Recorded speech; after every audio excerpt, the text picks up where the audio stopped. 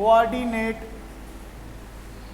Covalent और इसको dative bond भी कहते हैं या इसको को आयोनिक बॉन्ड भी कहते हैं।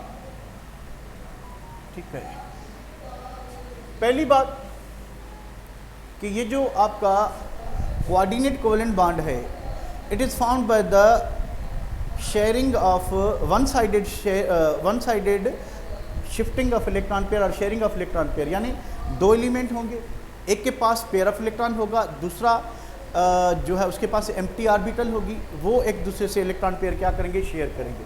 It was introduced by सिजविक, it was introduced by सिजविक। ये साइंटिस्ट था जिसने कोऑर्डिनेट कोवेलेंट बॉन्ड को इंट्रोड्यूस करवाया। बनता कैसे? It is formed by one sided shifting of electron pair contributed by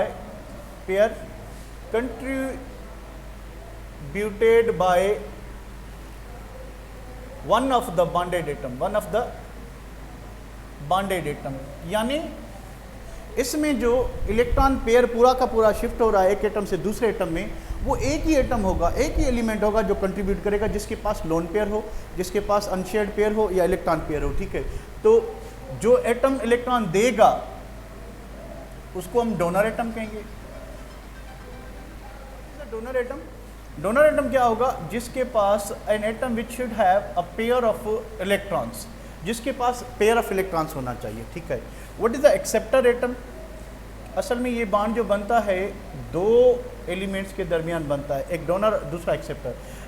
acceptor atom के पास एक एम्प्टी ऑर्बिटल होनी चाहिए। ठीक है, डोनर के पास पेयर ऑफ इलेक्ट्रॉन हो और एक्सेप्टर के पास एक खाली ऑर्बिटल हो जिसमें वो पेयर रख सके, क्योंकि ऑर्बिटल में दो इलेक्ट्रॉन पड़ते हैं। ठीक है, दो इलेक्ट्रॉन आते हैं, तो डोनर एटम एक पेयर ऑफ इलेक्ट्रॉन डोनेट करेगा, एक्सेप्टर एटम उसको उसमें खाली ऑर्बिटल में रखेगा। ठीक है, अच्छा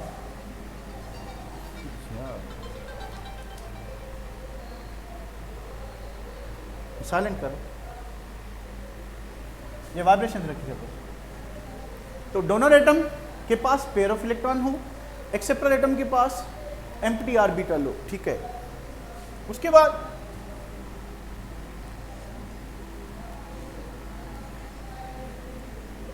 इन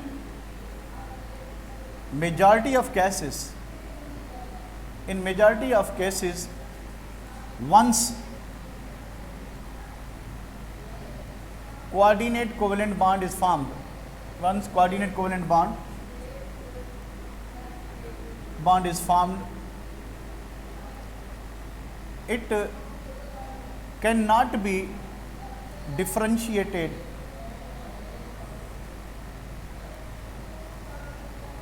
from कोवेलेंट बॉन्ड।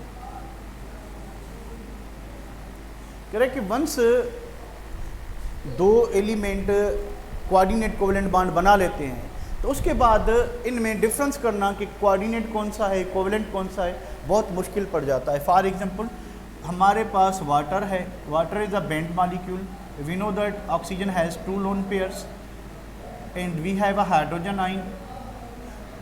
ये आपका हो गया एक्सेप्टर, क्योंकि इसके पास एक एम्प्टी ऑर्बिटल है।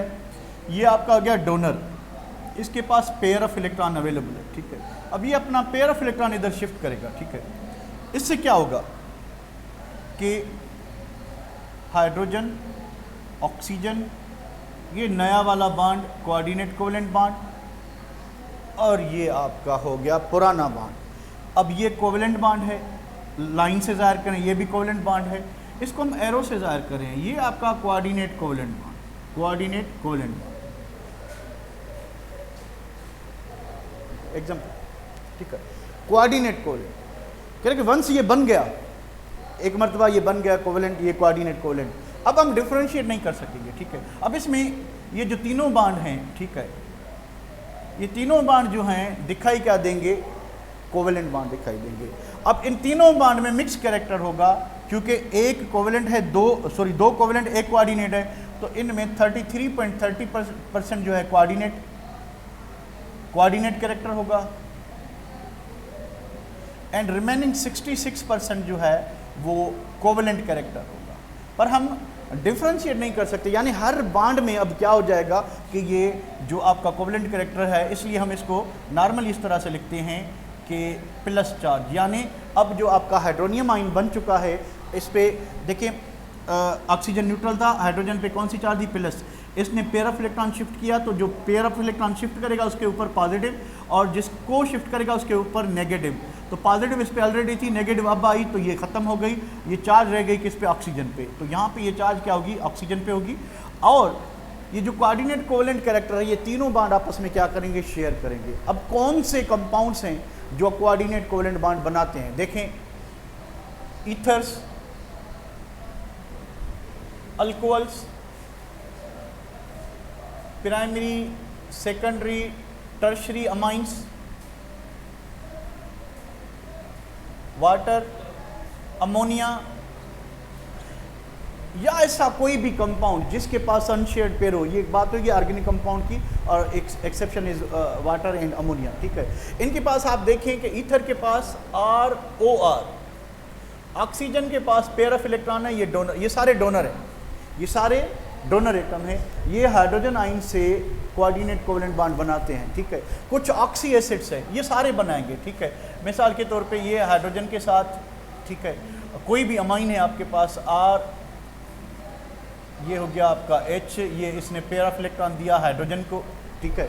तो ये भी कोऑर्डिनेट, अमाइन भी कोऑर्डिनेट कोवेलेंट बॉन्ड बना सकते हैं। और कह रहा कि ये जो कुछ एसिड्स हैं, oxy acids, HClO3, HClO2, HClO4 या H2SO4, इनमें भी आपका कोऑर्डिनेट कोवेलेंट बॉन्ड मौजूद होता है। नाइट्रिक एसिड हो गया, ठीक है, इनमें भी कोऑर्डिनेट कोवेलेंट बॉन्ड मौजूद होता है। अब फ़र्क क्या है सिंपल और कोऑर्डिनेट कोवेलेंट बॉन्ड में?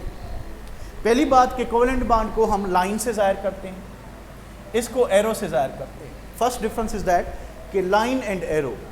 सेकंड डिफरेंस इज दैट कि अनपेयर्ड इलेक्ट्रॉन कोवेलेंट बॉन्ड बनाते हैं, पेयर्ड इलेक्ट्रॉन कोऑर्डिनेट कोवेलेंट बनाते हैं, ठीक है।